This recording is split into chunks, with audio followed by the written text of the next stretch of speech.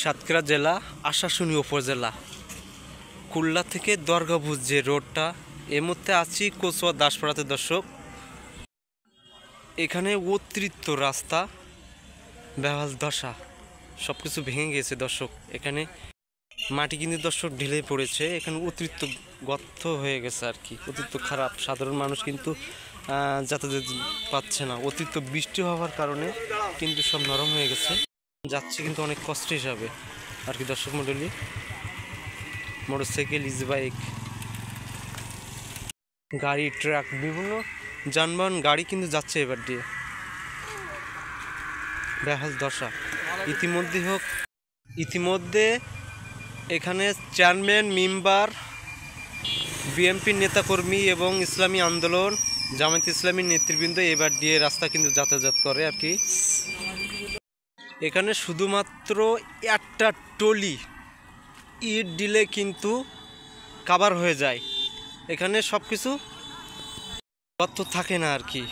এরকম ঝুঁকিপূর্ণ এলাকা, এখানে বড় একটা অ্যাক্সিডেন্ট হতে পারে যে কোনো মূল্যে। যে পরিমাণে বৃষ্টি হচ্ছে, মাটি ঢেলে পড়ছে, পিচ কিন্তু এখানে রাস্তা করে মাটি ঢেলে পড়ছে দর্শক। আর বিভিন্ন যানবাহন গাড়ি কিন্তু অতিরিক্ত যানবাহন চলছে রাস্তায়, মেন রাস্তায়। স্থানীয় যারা প্রতিনিধি যারা আছে, এখানে একটা টলি দিয়ে ইট দিয়ে যদি দেওয়া হয় তাহলে সব কিছু কিন্তু কাভার হয়ে যায় দর্শক। আমি আপনাদেরকে একটু দেখানোর চেষ্টা করছি, দিয়ে কিন্তু পানি এরম জমে গেছে দর্শক। অনেক রিক্সি যাচ্ছে, আস্তে আস্তে যাচ্ছে, সেটাও দেখাচ্ছি আমি আপনাদেরকে। মেয়েটু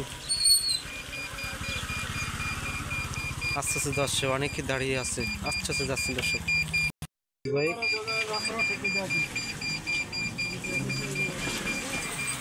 দাঁড়িয়ে বেঁধে গিয়েছে দর্শক। এখানে ইট দেওয়া দরকার, যত দ্রুত সম্ভব এখানে ইট দিতে সবচেয়ে ভালো হয় দর্শক। আর এখানে বিভিন্ন গাড়ি যানবাহন চলাফেরা করে দর্শক, বিজি রাস্তা আর কি। এখানে মূল্য হোক যদি একটা টোলে ইট দিয়ে দেওয়া হয় তাহলে সম্পূর্ণ কাভার হয়ে যায়, এই ভাঙাচুরু কিন্তু থাকে না, বেহাল দশা। সব কিছু মানুষ, সাধারণ মানুষ সুস্থভাবে কিন্তু যেতে পারে দর্শক।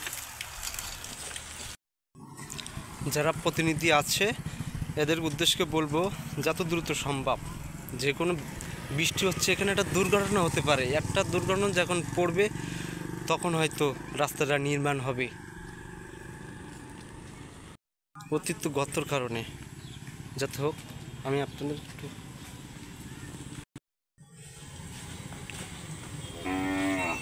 দেখানোর চেষ্টা করছি আর কি, যে কত কষ্ট যাচ্ছে, অনেক কষ্ট হয়ে যাচ্ছে দর্শক। আমি আপনাদেরকে একটু দেখানোর প্রচুর ভিজে এলাকা আর কি।